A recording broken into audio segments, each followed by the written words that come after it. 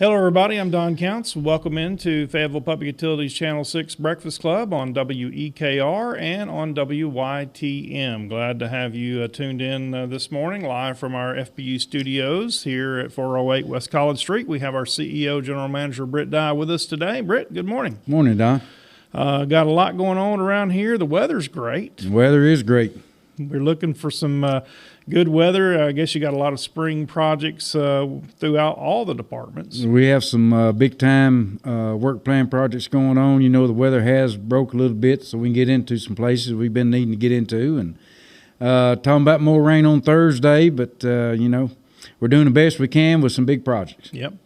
And probably not the biggest project, but one of the most that affects a lot of customers is the broadband. We're still expanding broadband and actually lighting some fiber up down around the area. Yeah, on the southwest part of the county, we're lighting fiber and starting to hook up customers. You know, we're waiting on them to mail in their questionnaire, see what they want, or if they're interested in getting hooked up, and we're having a good turnout on that. So lots of customers we've hooked up on the northwest part of the county with the new fiber, and we continue to hook up internet customers inside the city as well with the fiber. Yep, we been doing a door hanger on homes that have the fiber capabilities or where the fiber is being built to, and inside that packet, there's information there to tell you what all's going on. A company called Heritage is doing some of the contract labor, actually hanging the fiber, but we, FPU, will be the one doing the final install. That's correct. All the way from the dip into the house. That's what we send our folks out, and they finish up the job that we're there to do.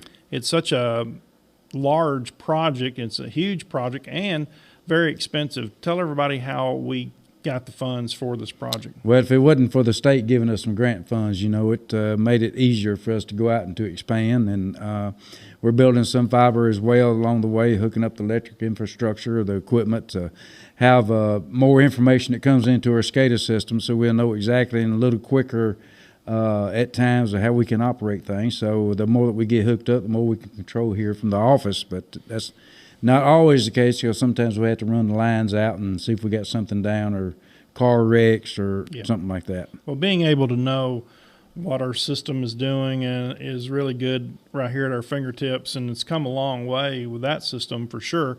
But I want to mention, while we're talking about the fiber grant areas, we're dropping an information packet off in a bag, and if you got that, we want you to send in the information so we'll know you're interested, so we can get you on the list and go from there. That's correct. It helps us, especially, you know, if we have some customers in the same area, we don't have to run down the road and come back, or go into an entirely different area then come back. All right. Well, this is real high-tech technology. We think it's technology of the future for sure. And the reason these grants have been out here like that is because so many people are working from home, and you've got children still doing virtual school as well. That's correct, and I think, you know, in the future that you'll see more of that as far as folks working from home. When we're out there working, doing those jobs, hanging the door hangers and just checking on the crews, it's amazing in Lincoln County. We'll literally be out there for hours with no cell service, and these people live in an area where there's no cell service nor internet. So that's what we're doing. We're actually going to the areas where they're underserved or not. What's the word? It's unserved and underserved. So explain the underserved and served. Somebody asked me that the other day. The underserved is, you know, where you might have something, but it don't meet the criteria of having broadband. Then unserved is where you don't have anything. Okay.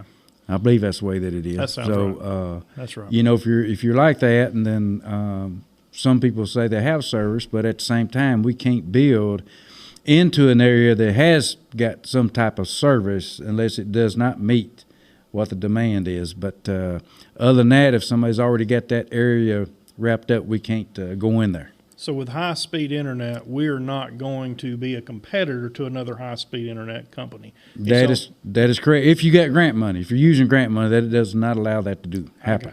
Very good. All right, well, let's talk about our bill. We have some fees on our bills down the line there, and you might talk about that first, and then you talk about one that went up that we had nothing to do with. On the like our sanitation department? Oh, the sanitation fees, yes, the city increased the sanitation fees and inside the city, and we're getting calls, questioning, but the best place to call is up at the city hall and ask them your questions or tell them your concerns. Because we have a couple of line items. I think we have garbage fee on there, and that has nothing to do with us. We're just the biller. Well, we try to work with the city and county both on how to add it to the bill. It saves them a little bit of money, and by us doing that, because we have to send a bill out to every customer anyhow, just about. And so it's just on those two type fees, solid waste sanitation. You got to call the county or the city.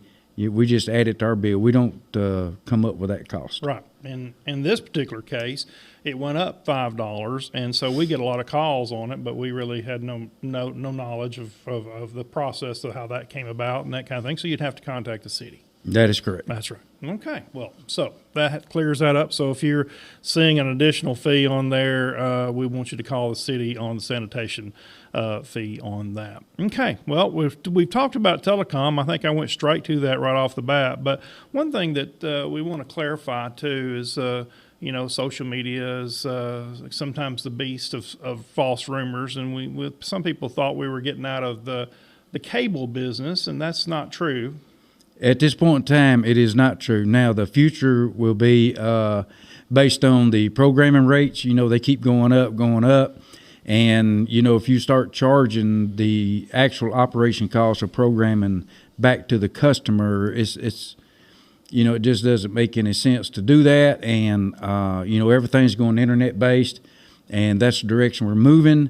And possibly by the end of the year, that's probably where we're going to be. Right. Well, one thing about that is we're still doing the internet business. We're still doing telecom. It's just cable is changing, as we know more and more people are doing streaming TV, and that's just kind of where it's going. But there again, you got to have internet to be able to stream. You got to have internet, and we're going to offer internet, and we're going to try to keep increasing the speed so you got good, fast speeds to do what you need to do with the internet and voice over IP as well. But the cable is changing, the demands are changing, and we're changing with new technology. So, when you do analog cable, it's getting to where it's going out. It's, Yeah, slowly but surely. Yeah.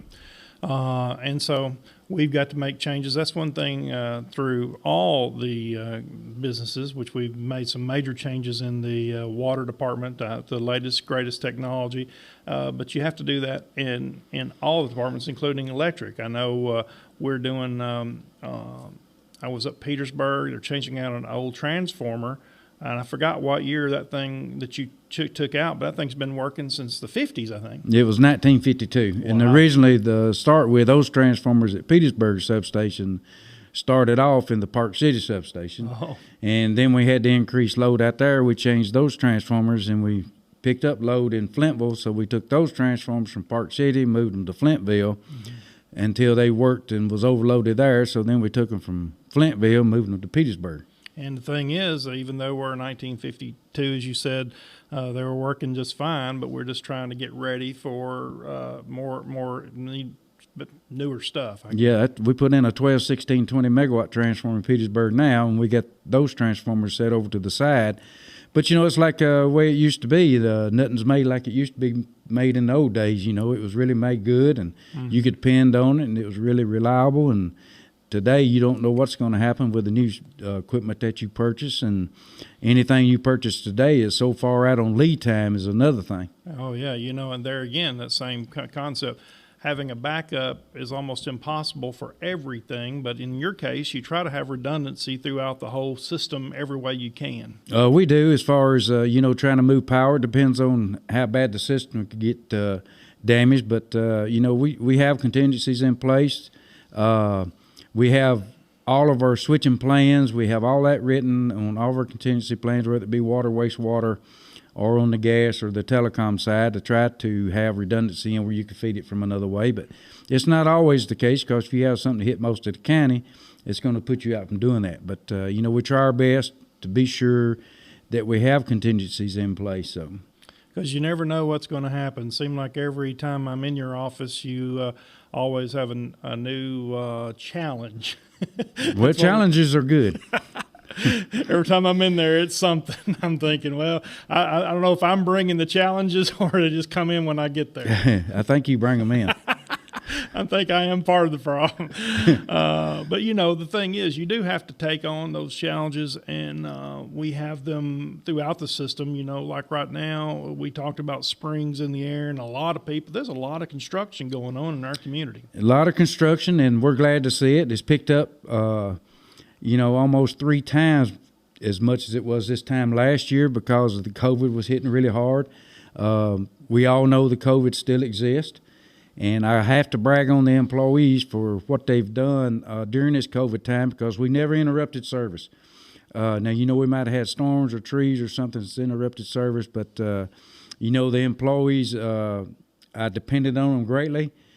They did the right thing the best that they could. We know here at FPU we did everything we could to keep the employees healthy, by doing some changes that we did, but we always provided service, and they were very dependable again, and they did the right thing, and we're really, really proud of our employees. And that's no doubt last year, 2020's biggest challenge was COVID, and it was something that worried you a lot because letting sickness like that get in a company our size would be a real big hit on us. And one thing we got to do is continue to provide our services. And one thing about that is it takes our people to do that. That is correct, Don. And, it's hard, and we try to sit back and say, well, what are we going to do if the entire operation crew, whether it be electric, gas, or water or wastewater, if they all come down with COVID, then you have something to happen. What are you going to do? Yeah. And, you could get in those type situations because there was other utilities that experienced that. They had to shut the whole office down. Yeah. Then they had others that would be on standby from other utilities to, to try to come in and restore things. But, it still takes a lot of time to do that because they don't know your system. So when they come in, it's just like starting all over again. Sure. And we did everything we could to prevent that. And I'm not going to say that it can't happen because it's still out there. And most of our employees are vaccinated now, and I appreciate the health department working with us on that. But it's still going to happen. And you worked on that from the very beginning, trying to get that shot in here, and we got it done, and we got the second shot, and so we're heading in the right direction there. One thing that you're mentioning about somebody coming in here and maybe not knowing the system, we're very fortunate to have a good group of men and women who know the system here, and that how important that is. But as they begin to age out, like me, or getting ready to retire, as we get ready to that point, we really have to have another workforce coming up. And I know you're working hard on that all the way across the board, but it's getting harder and harder to find people to work. I don't want to say want to work, but maybe to come to work. It's very difficult. Used to, there was times that you couldn't keep all the applications in one folder, that people would be interested in going to work. But, any department that we have a position open and folks apply, we try to give them the best chance but the requirements are so tough these days of what you have to do. You're going down from CDLs to Class A's to certification in being a journeyman lineman, certifications in being a welder on the gas lines, or anything like that. As far as water, you have to be certified and all in the water and the wastewater plants these days because the state and EPA has cracked down on all that. You can operate a plant, but to run a plant, you got to be certified, and it's based on who you can leave there to operate plants, and we got to have the right people in place. And we've done some hiring because we have went through a succession planning, and, the knowledge, even though you can replace somebody, but they don't bring on experience and knowledge. Mm-hmm. So that's what makes it very, very difficult these days. And we're doing a good job of hiring the people that really want to work, learn, because it's good trade in all the departments. And we got several apprentices right now learning on the lineman side to be journeyman. And, it gives other folks an opportunity to move to do something else. And in the gas and the water and the wastewater side of the business, you know, we're young. We got a bunch of young guys in there that's very determined, got a lot of initiative, and that's what it takes to be a good employee. And, you know, we're looking for them, like tree trimming as well. You know, it's just not going out and cutting a tree down anymore. You got PPE you got to have. You got to do the right steps to be sure. You know, we're always concerned to try to do everything we can to keep somebody getting hurt. One thing about it is in your career of over 40 years, if some young person wanted a career and was wanting to stay here and work and live in Fayetteville, Lincoln County, this is a good place to have a lifelong career and have good pay and benefits. That's another thing that maybe young people might not think about, but it's a good thing when you get our age and you look and see what your retirement's done, that kind of thing like that. So, but as we drive through town, there's not many places that don't have hiring. So getting a job is probably not the issue. It's just trying to get people to come to work and want a career. Sometimes you have to be. It's hard. That's hard to find. Well, you got to have dependable people. You know, show up on time, go to work, do your job, go home that afternoon. And it's like I tell all the employees, I want you to go home the same way you showed up this morning. So that means you don't get hurt. That's right. Try our best not to get hurt. Now, we have little things that happens, and it's going to happen. Mm-hmm. But we try to do our best to keep them safe. But you got to have the initiative and the want to be able to work, because our job is very demanding. Whatever position you're in here, that's what I'm told anyway, that we're very demanding. Very demanding. That's so right. You have to be ready to put up with that. That's right. Well, one thing, as we talked about the springtime, this is April's National Safe Digging Month, and all the digging going on. I guess people do dig into things, but we want people to dial the 811 number because not only is gas in the line, sometimes when you think about underground utilities, you think about natural gas, but I guess we just about got everything underground. We have all utilities that could be located underground, and if you know, it would really, in the long run, if you do hit something, if you haven't called, it's going to be everything at your expense. Uh-huh. You know, if you call and you get a locate and we locate it wrong or something like that, but if you tear up something underground and you did not get a locate, it's going to be everything will be at your expense. Mm-hmm. Well, that's something to keep in mind, especially no matter what you're doing, just dial 811 and they'll turn that around pretty quickly and get you you'll see people out there marking the roads. When you see these markings on the road, which you see quite a lot of those, orange and I don't know what all the colors. Got orange, blue, yellow, white. So if you see that, that means somebody's out there marked something underground, and it's just mind-boggling to see what all is underground. And even if you're putting a mailbox in, you never know, especially that area near the road. Well, you know, if you don't know what's out there, you need to call regardless of what's going on if you're going to dig. But, you know, like on the power side, you got anywhere from 7,200 volts to 14,000 volts, and you don't want to dig into something like that. And then you got the sewer. But the repairs can be very, very costly, especially if you hit fiber and those kinds of things.